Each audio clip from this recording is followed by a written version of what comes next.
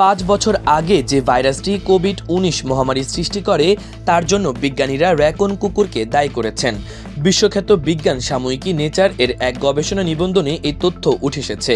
বিজ্ঞানীদের 1 ডজনের বেশি গবেষণা থেকে প্রাপ্ত তথ্যের ভিত্তিতে এই নিবন্ধন তৈরি হয়। এতে বলা হয়, চীনের উহানের হুয়ানান সিফুড মার্কেট হল কোভিড-19 ছড়ানোর উৎসস্থল বা প্রাদুর্ভাবের কেন্দ্রস্থল। এই মার্কেট থেকে বিক্রি হওয়া র্যাকুন কুকুর থেকে ভাইরাসটি প্রথমে মানুষের শরীরে যায়। ক্যালিফোর্নিয়ার লা জোলার স্ক্রিপ্ট রিসার্চের বিবর্তনীয় জীববিজ্ঞানী ক্রিস্টিয়ান অ্যান্ডারসন বলেন, র্যাকুন কুকুরই মূল কালপিট। আমরা একেই বড় করে ফোকাস করছি। অস্ট্রেলিয়ার সিডনি বিশ্ববিদ্যালয়ের ভাইরোলজিস্ট এডওয়ার্ড হোমস সহ কিছু বিজ্ঞানী এর আগে র্যাকুন কুকুর দায়ী বলে আসছিলেন। বর্তমান গবেষণায় প্রাপ্ত তথ্যে তাদের বক্তব্য প্রমাণিত হয়েছে। হর্সশু বাদুড় থেকে ভাইরাসটির মধ্যবর্তী প্রাণী র্যাকুন কুকুরকে সংক্রমিত করেছে এবং এই কুকুরই মানুষের মধ্যে তা ছড়িয়ে দিয়েছে। র্যাকুন কুকুর খুব সাধারণ ভাইরাল হোস্ট। চীনের উহানের হুয়ানান সিফুড মার্কেটে র্যাকুন কুকুর বিক্রি হতো। বিজ্ঞানীরা গবেষণায় দেখেছেন, র্যাকুন কুকুর SARS-CoV-2 দ্বারা সংক্রমিত এবং নিজেরা অসুস্থ না হওয়া সত্ত্বেও মানুষসহ অন্যান্য প্রাণীতে সংক্রমণ ছড়াতে পারে। চীনে বিশেষ করে উহানের নাগরিকরা খাদ্য হিসেবে র্যাকুন কুকুরের মাংস খান এবং তারা র্যাকুন কুকুরের পশমও ব্যবহার করেন।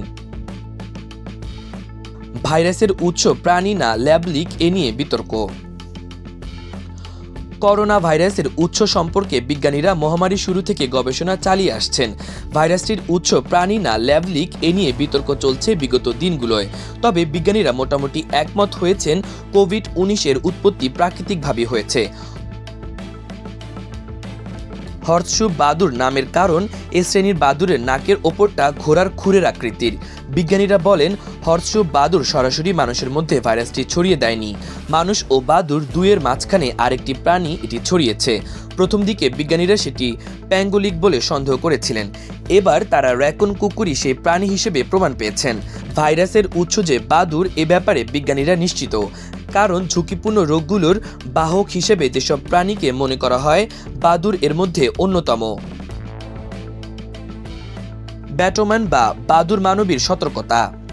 বাদুড় নিয়ে গবেষণার জন্য চীনের শীর্ষস্থানীয় ভাইরোলজিস্ট শি জিংলি বিশ্বজুড়ে এরই মধ্যে ব্যাটওম্যান বা বাদুড় মানবী হিসেবে পরিচিতি পেয়েছেন। তিনি বাদুড়ের শরীর থেকে অজানা অসংখ্য ভাইরাসের সন্ধান করে আসছেন। উহানের গবেষণা সম্পর্কে শি জিংলি বলেন, তাদের গবেষণা খুবই সতর্কতার সঙ্গে করা হয়। গবেষকদের পরীক্ষা করেও দেখা গেছে সবাই করোনা ভাইরাস নেগেটিভ। সম্প্রতি নিউ ইয়র্ক টাইমসের সঙ্গে এক সাক্ষাৎকারে জিংলি বলেন, ল্যাব লিক ঘটনার কোনো প্রমাণ নেই। বিশ্ব কি করে তা প্রমাণ করতে চায়? কিভাবে একজন নিরাপদ বিজ্ঞানীকে এমন দোষী বলে বলা হচ্ছে? বিজ্ঞানীদের গবেষণা। যুক্তরাষ্ট্রের টেক্সাস টেক বিশ্ববিদ্যালয়ের বাদুড় নিয়ে ডক্টরেট করেছেন ইরোরা তানিশি। এই গবেষক বাদুড়ের ব্যাপারে খুবই আগ্রহী। তিনি বলেন, বাদুড় এক অসাধারণ সৃষ্টি। বাদুড়ের দেহে উন্নত রোগ প্রতিরোধ ব্যবস্থা আছে, যা রোগ সৃষ্টিকারী অণুজীবীকে সহ করতে পারে। ইউনিভার্সিটি অব সিঙ্গাপুরের অধ্যাপক লি ফা ওয়াং এর নেতৃত্বে একদল বাদুড় গবেষক থাইল্যান্ডের একটি কৃত্রিম বন্যপ্রাণী অভয়ারণ্য হর্সশু প্রজাতির বাদুড়ের মধ্যে SARS-CoV-2 এর কাছাকাছি ভাইরাস শনাক্ত করেন। RACS-203 নামে ভাইরাসটির সঙ্গে SARS-CoV-2 এর জিনের গঠনের মিল রয়েছে।